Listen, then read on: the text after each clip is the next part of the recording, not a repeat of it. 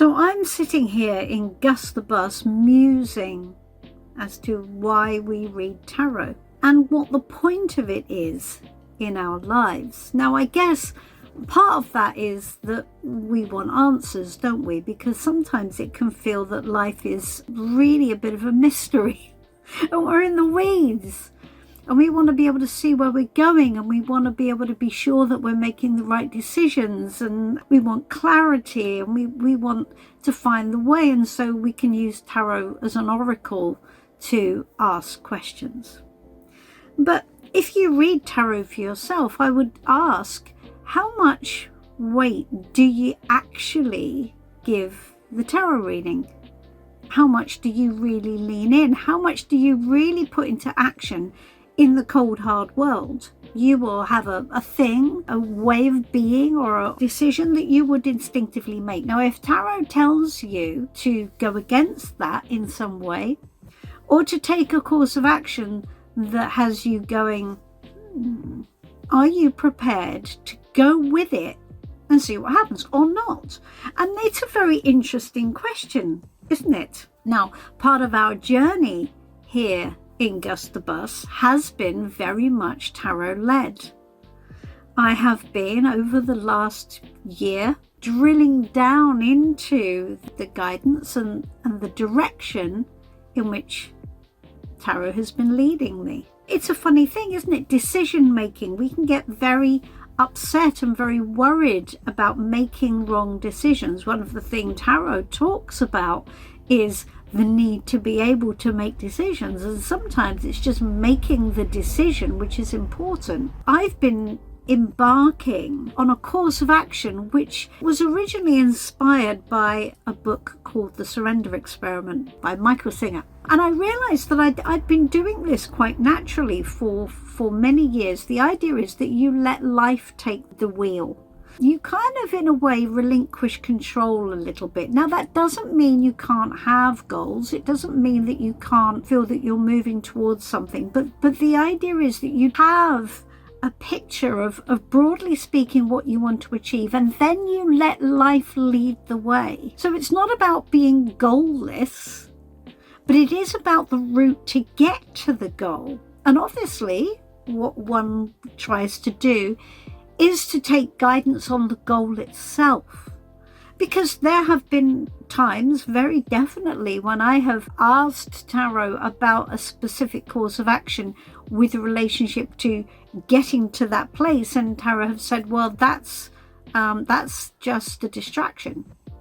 You're putting your attention on the wrong thing. The devil card might come up. Now, that doesn't mean that it's wrong, and it doesn't mean that it's bad. It just means that you think this is what you need, when actually that's not true. That's not what you need. You're making this your solution when actually it's not your solution. And that's really interesting when you look at that and you go, oh, but I wanted it. And tarot goes, well, that's as maybe, but it won't lead you anywhere. I mean, have at it, sure, and then we can talk later. So I think it's a really interesting idea, isn't it? How much power do we give tarot? Now, we are not robots here, and we are not supposed to walk blindly in a direction just giving away all our power. It's not about that. For me personally, my experiment has been to use tarot as a way of repositioning myself and what I want and what will make me happy. So it's a bit of a co-creation, really. I give up saying what I think I need.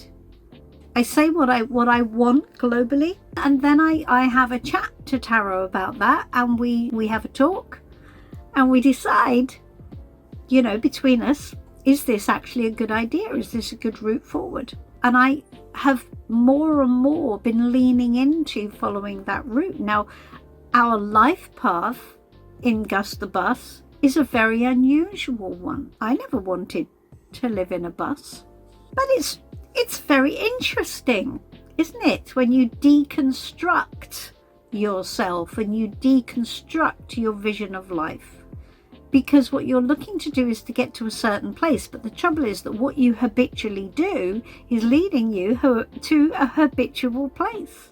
And if you want to radically change things, then you have to do something radically different. So the question is, how brave can we be on this journey? Now, I think Jeff and I are being very brave. And yes, we've had amazing adventures traveling across Europe, and then we've come back to the UK, and we elected not to move back into the cottage. That was a big decision. And it feels very odd. It feels very disconnected. But also it leads you to think in different ways. It leads you to have different priorities. It leads you to not cling on to the things that you thought you needed, and maybe make space for other ways of thinking. And I think that has been one of the really interesting parts of this journey. And it's not been easy. I was very attached to my garden. I was very attached to that, and I like being around my books, and I have walked away from all of that to go on this adventure. Will we go back to the cottage? We don't know. We literally right now don't have a plan. And that's pretty scary, huh? So what we're doing is, or what I'm doing is I'm route finding in a new way. Now, previously, historically, yes, I would have probably just allowed life to lead the way, but nevertheless, the decisions I would have made would have been following a trope that I would have always followed. And I wanted to test it. I wanted to see what else was possible.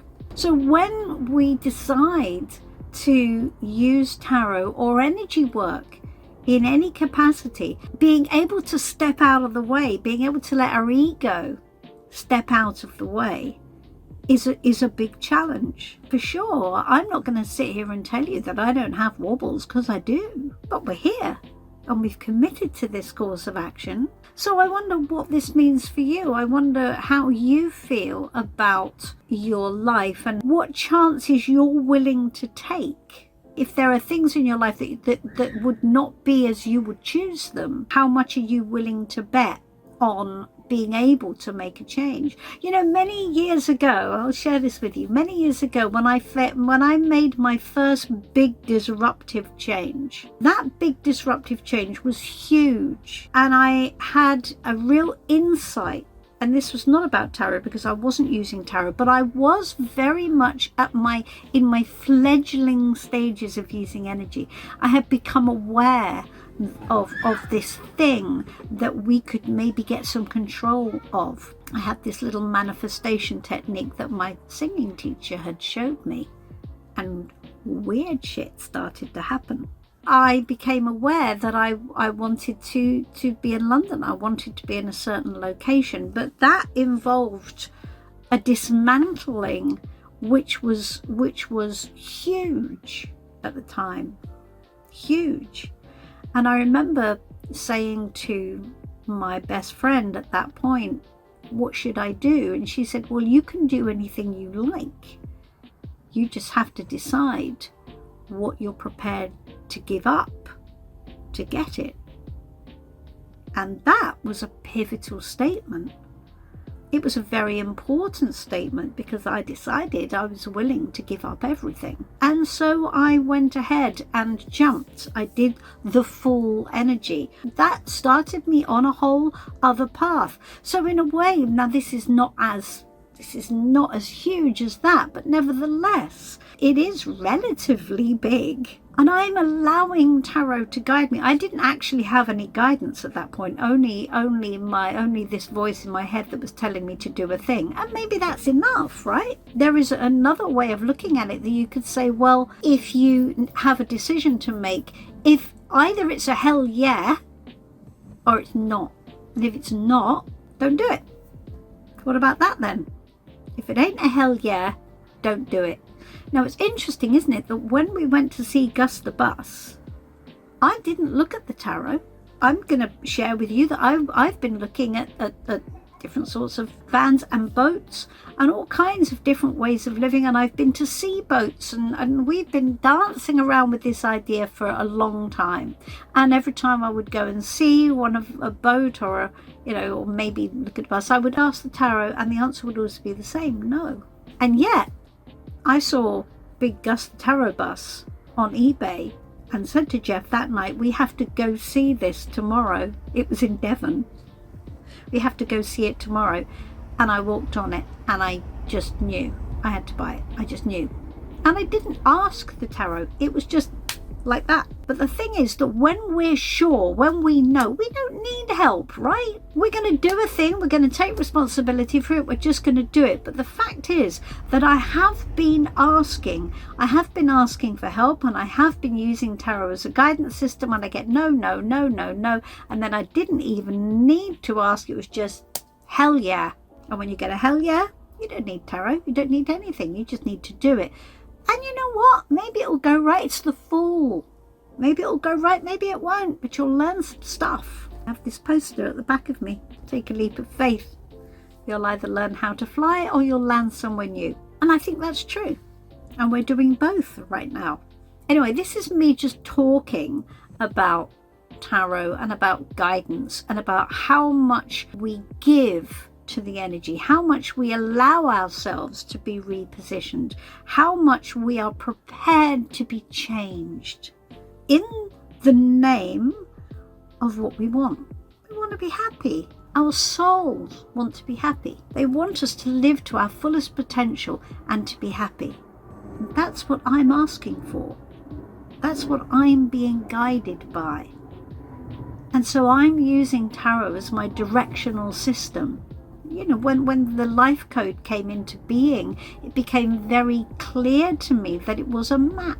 So I thought, okay, well, if this is a map, I'm going to use it as such. These are my thoughts today. I would be interested to hear your thoughts. It's a soul journey.